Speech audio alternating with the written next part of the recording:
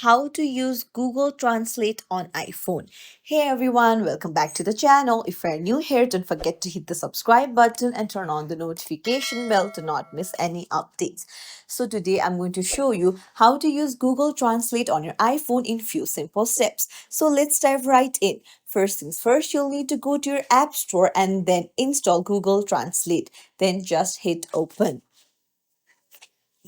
And then once you enter the Google Translate page, you just have to enter the text. So if you want to translate your English text to any language that you want, just put the first one to English, and then you need to tap on the language that you want to convert it to.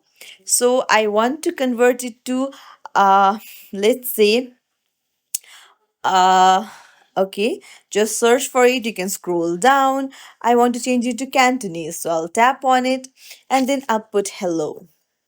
So there you go. The hello has been easily translated to Cantonese. It's as simple as that. You can do the same in another way. So if I want to write in another language, then I'll just choose the one that I want to write it in. So uh, just choose the language. So once I've done that, I'll choose the language I want it to be translated to. And now I can just type in. It's as simple as that. If you found this tutorial helpful, don't forget to like and subscribe to our channel for more tips and tricks. Thank you for watching.